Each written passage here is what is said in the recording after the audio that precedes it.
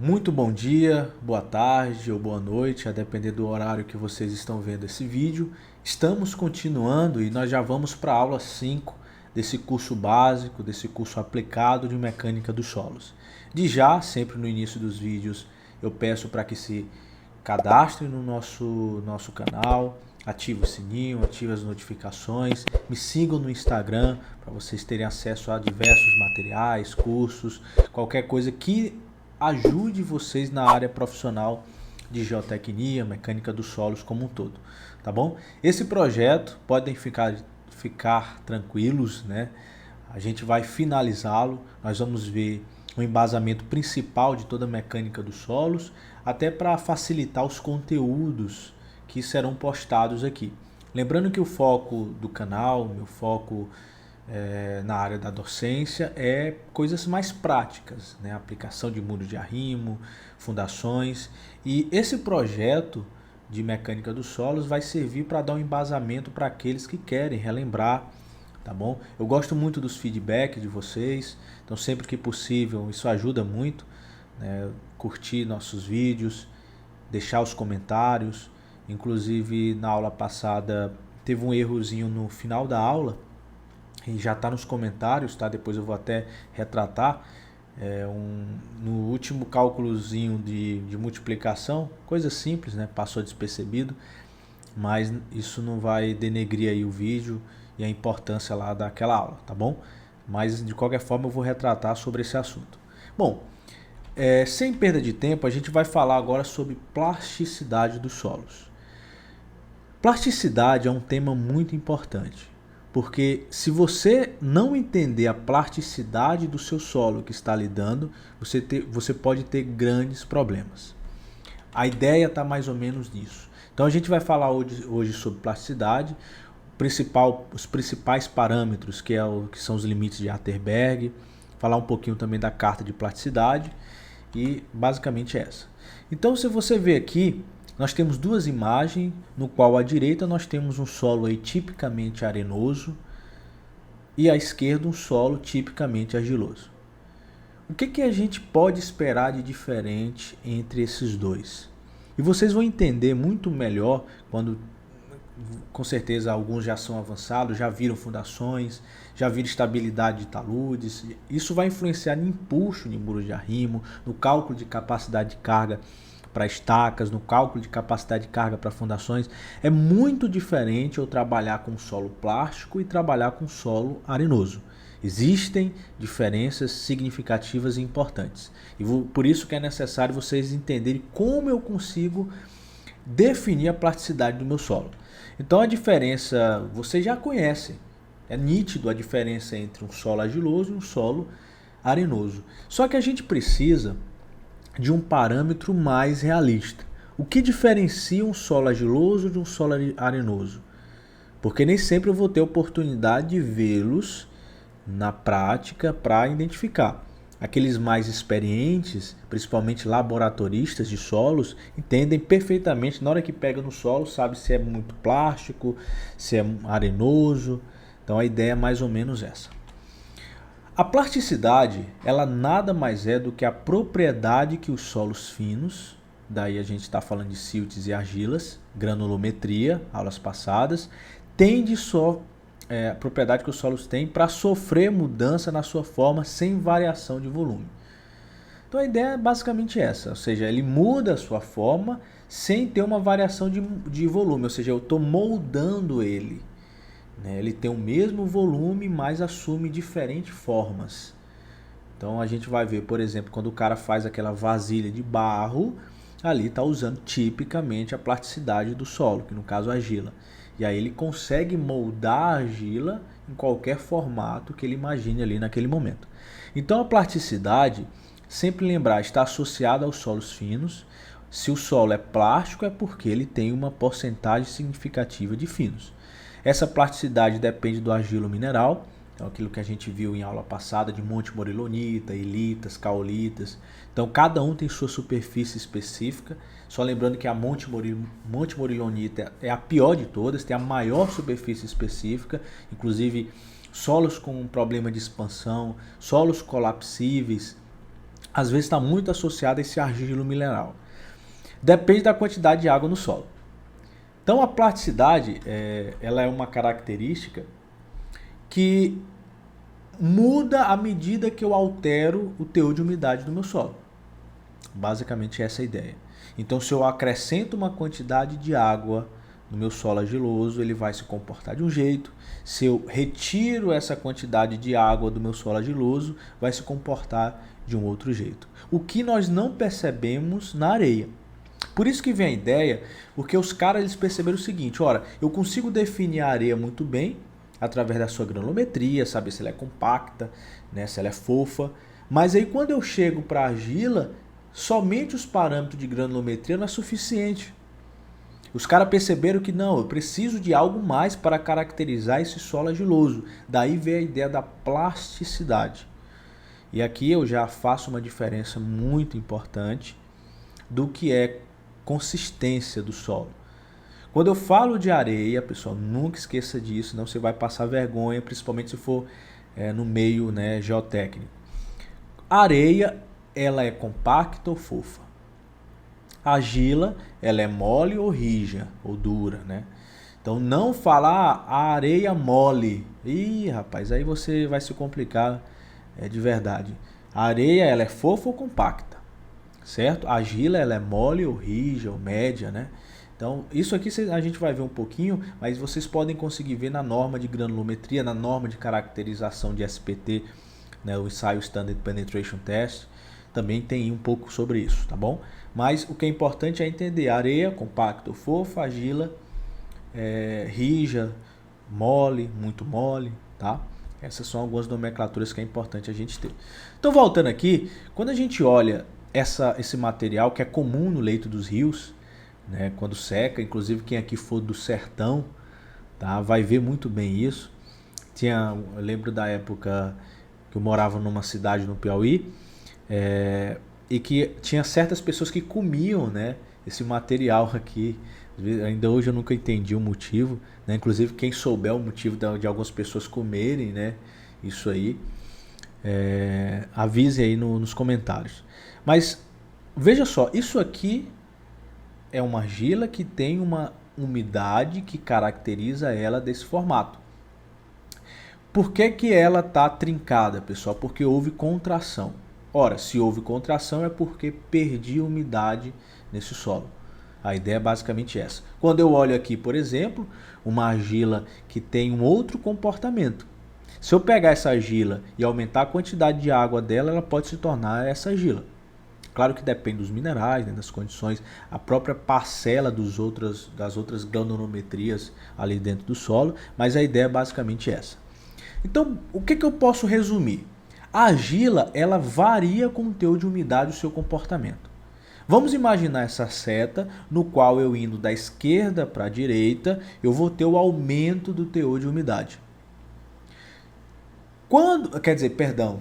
Eu vou ter o decréscimo, né, do teor de umidade. Ó, o teor de umidade aqui decrescendo, tá bom? Da esquerda para a direita, eu vou ter o decréscimo do teor de umidade. Então veja, imagine uma argila que tem uma quantidade altíssima de água semelhante a essa aí. Ela vai estar no estado líquido. Okay? À medida que eu vou secando ela vai se transformando, passa para o estado plástico. Veja que aqui nós temos o que nós chamamos de limite de liquidez. O limite de liquidez é o teor de umidade no qual a argila passa do estado líquido para o estado plástico. Esse é o limite de liquidez. Então, limite de liquidez, que é um parâmetro, ele é um teor de umidade. E ele vai expressar para você o momento que a argila deixa de ser líquida e passa a ser plástica. Lembrando aqui, decrescendo a umidade, eu estou secando o meu solo. Então a argila está aqui no meu estado líquido, vou secando, atingiu o limite de liquidez é porque ela entrou na plasticidade. Tá bom? Vou até colocar aqui as fotinhas para vocês verem. Então aqui é uma argila líquida, vamos imaginar. E aqui quando atinge o limite de liquidez a gente está aqui num estado plástico, né? Como é isso aqui. Eu continuo decrescendo o teor de umidade, continuo, atinjo o chamado limite de plasticidade. que é a separação do estado plástico por semissólido, ou seja, ela já está se tornando dura. Aqui não é fácil de diferenciar o semissólido para o sólido, por isso que eu unifiquei aqui, tá? Mas existem, ela parece inclusive pedra, um estado sólido de argila, é dura que você imagina que é um grão ali, uma partícula, um sedimento de areia, de um pedregulho, mas na verdade não, é argila no estado sólido, muito seca, tá bom? Tem um limite de plasticidade. Esse limite de contração, eu não vou citar ele porque a gente praticamente não usa na prática, mas vocês vão encontrar em livros, tá? Caputo, você pode olhar, você vai falar um pouquinho sobre o limite de contração. Eu vou enfatizar aqui limite de liquidez e plasticidade, né, para ser um pouco mais objetivo. Mas o limite de contração nada mais é do que o teor de umidade que passa do estado sólido para o estado semissólido para o estado sólido. Lembrando, limite de liquidez, limite de plasticidade, limite de contração são teores de umidade, ok? Então, quanto maior o teor de umidade, certo? Mais melhor, vou até mudar aqui para vocês entenderem na seta, né? Quanto menor o teor de umidade, à medida que eu vou perdendo água, que é reduzindo o teor de umidade, eu vou passando do estado líquido para o plástico, passando pelo limite de liquidez, LL, vou passando do plástico para o semissólido, através do limite de plasticidade, e passando do semissólido para o sólido, através do limite de contração. Então, a regra basicamente é essa. E aí vocês se perguntam, olha, inclusive eu vi essa reportagem na época, eu fiquei encabulado, mas você vê, o cara construiu uma casa de 2 andares com barro, né, com argila, tá? E veja, essa argila, obviamente, está no estado aí, não tá no estado plástico, nem no estado líquido, está no estado semissólido, ou ali estado próximo do estado sólido completamente. Tá bom? Então ele seca, mas veja, para moldar isso aqui ele estava úmido, a argila, ele moldou e à medida que vai secando, perdendo umidade, e aí ele vai enrijecendo, tá? Então a argila, ela parece um cimento, na verdade.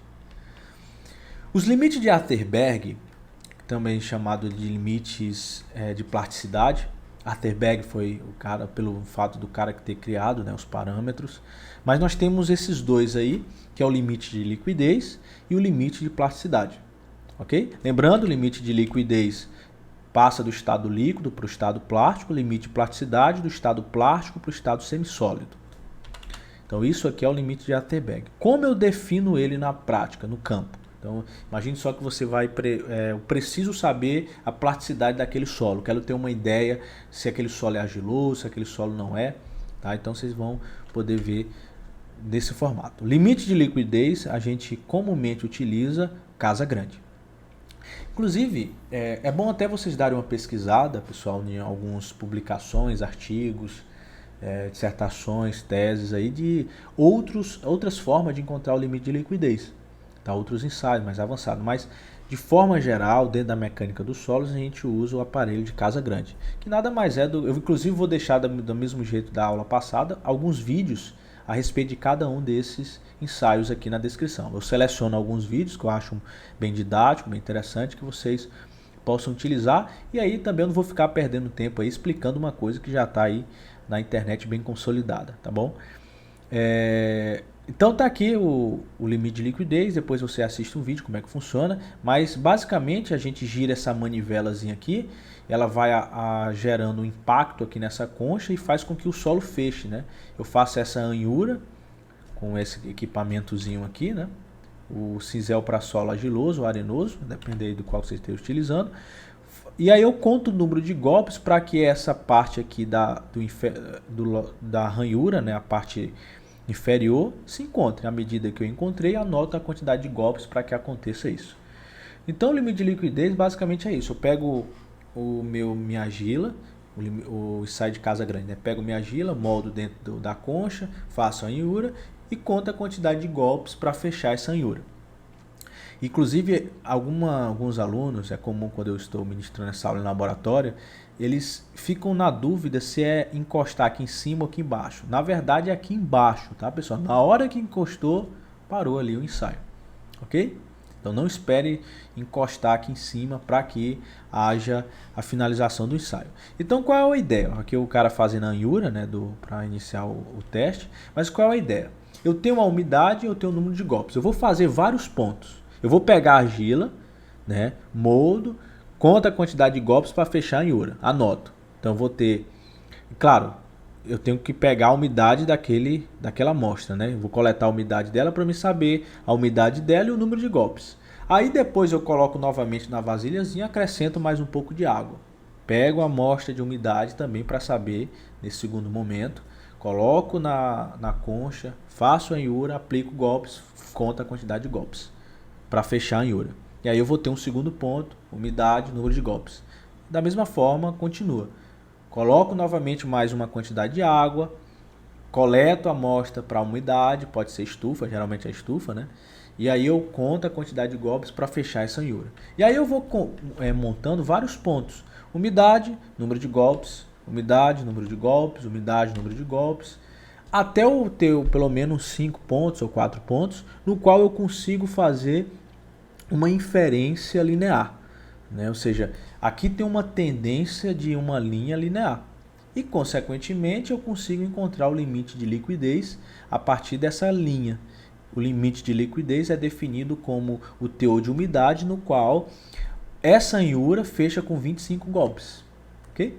Então eu pego essa amostragem, faço a inferência linear, né, a regressão linear aqui, para encontrar essa linha. Encontrando essa linha, venho aqui no número de golpes equivalente a 25, a umidade é o LL, limite de liquidez. Então um ensaio muito simples, você pode assistir o vídeo aí na descrição. De acordo com o estudo da Federal Hall Administration, o limite de liquidez pode também ser determinado conhecido um ponto só. Tá? Então está aqui uma curiosidade, então você pode, ao invés de fazer essa inferência, essa regressão, pegar um único ponto, chegar aqui nessa fórmula e calcular o LL, que você vai ter a umidade, né, daquele ponto e o número de golpes. E aí eu consigo encontrar o limite de liquidez. Isso aqui já está inclusive consagrado, né, na literatura, mas você pode fazer, e eu aconselho fazer em laboratório conforme, né, as instruções aí de Casa Grande. O limite de plasticidade, que é aquele outro, né, do estado plástico para o semissólido, basicamente, inclusive é um ensaio chato. Esse aqui é quem já fez, né, até um pouco mais complicado para os meus alunos quando vão trabalhar. Mas veja só, isso aqui é uma artezinha metálica. Eu vou colocando água e vou fazendo teste, no qual eu tenho que fazer com que meu solo fique nessa espessura dessa haste. E aí, quando chegar nessa espessura dessa haste, coleto a umidade, é o limite de plasticidade. Tá bom? Então, às vezes você vai fazer, né, nessa placa esmirelada, esqueci o nome, mas é uma placazinha. Aí você vai começar a fazer, vai quebrar. Aí você tem que colocar um pouquinho de água, aí começa a fazer, aí tem muita água, né? O solo ficou muito plástico, próximo ao líquido. Aí você seca um pouquinho, aí vai por tentativa e erro, né? É claro que um cara mais experiente, né, não vai ter problema com isso aqui. O que é importante se eu fosse definir nessa aula? Ora, eu tenho os parâmetros de plasticidade. A melhor forma de conhecer se aquele solo tem comportamento argiloso é através dos limites de Arterberg. Eu entender o índice de plasticidade, eu entender a plasticidade daquele solo. E aí eu tenho o seguinte: o índice de plasticidade, ele mostra o intervalo no qual a amostra permanece no estado plástico. O que é o índice de plasticidade? É eu pegar o limite de liquidez menos o limite de plasticidade. Essa é a diferença. Vai mostrar o local onde a minha amostra permanece plástico. Entendeu? Então veja só, se eu olhar aqui, vou voltar aqui um pouquinho naquela seta, vou tirar aqui essas imagens. Então veja o seguinte: LL, né? Temos aqui um teor de umidade, e o LP, temos aqui o outro teor de umidade. A diferença dos dois vai me mostrar o intervalo no qual esse solo está no estado plástico. Quanto maior o limite de liquidez, ou o índice de plasticidade, ok? Quanto maior o índice de plasticidade, que é LL menos LP, quanto maior o índice de plasticidade, mais plástico é aquele solo, consequentemente mais argiloso e consequentemente é a pior qualidade para os fins de engenharia civil, tá bom? Isso é o índice de plasticidade. Um outro índice também bem interessante é o índice de consistência, que é o limite de liquidez menos teor de umidade natural, dividido pelo índice de plasticidade, que é o LL menos LP. Com isso, com índice de consistência, eu consigo ter essa classificação da argila, saber se ela é muito mole, rija, dura. Veja que aqui não é compacto, não é fofa, é mole, rija, dura, tá bom? E aqui tem uma classificação Jenkins, que é bem interessante também, do índice de plasticidade, no qual de 1 a 7 é fracamente plástico, então nós temos uma porcentagem pequena de solo fino, medianamente plástico, altamente plástico, tá? Então basicamente, se eu fosse definir a parte mais importante dessa aula, é justamente essa. É vocês entenderem que quanto maior o índice de plasticidade, mais plástico é aquele meu solo, mais argiloso é aquele meu solo, mais problema eu posso ter com aquele solo. Eu tenho que entender se é fracamente plástico, medianamente plástico ou altamente plástico. Então, em resumo, imagine só que você está lá lidando com o solo, numa fundação, numa contenção, e aí você tem a dúvida, cara, esse solo tem comportamento argiloso? Vá direto para a plasticidade, vá direto para o limite de liquidez, limite de plasticidade, entenda o índice de plasticidade, entenda o índice de consistência, que é a melhor forma de definir se aquele solo tem comportamento argiloso. E por fim nós temos a carta de plasticidade, que ela é muito simples, ela divide em 6 regiões. Veja que nós temos essa região aqui, acima, chamado de argilas inorgânicas de baixa plasticidade, solos sem coesão aqui embaixo, né, nessa linha de 10. Temos aqui argilas inorgânicas de alta plasticidade, silts inorgânicos, silt inorgânico de mediana compressibilidade, silt inorgânico de baixa compressibilidade. E aí basta, pessoal, por exemplo, eu vim aqui na curva limite de liquidez e índice de plasticidade. Então, imagine só que eu tenho um limite de liquidez de 60 com índice de plasticidade de 40. Então, eu tenho aqui esse ponto que é caracterizado como argila inorgânica de alta plasticidade. Então, é uma carta de plasticidade que é muito fácil, né, de ser utilizada. Ok? No mais, é isso, pessoal. Agradeço aí a participação. Qualquer dúvida, deixem os comentários. Vou deixar alguns vídeos aqui, inclusive da carta de plasticidade, para vocês entenderem melhor, tá bom? Tem alguns conteúdos interessantes. Vou deixar aqui na descrição todos os links aí. Aconselho a todos assistirem, ok? Então a gente vai ficando por aqui. Mais uma vez, é um prazer imenso estar aqui com vocês nesse projeto. Não deixe de se inscrever no canal, não deixe de ativar os sinos, né, o sininho, né, para vocês estarem por dentro de tudo. E me siga lá no Instagram também, né? Lá tem muita coisa interessante. Vocês vão ter um contato maior comigo ali no ao vivo, nos stories. Podem perguntar. Sempre que possível, embora a correria é grande, eu vou estar respondendo vocês, tá bom? Um grande abraço e até a próxima aula.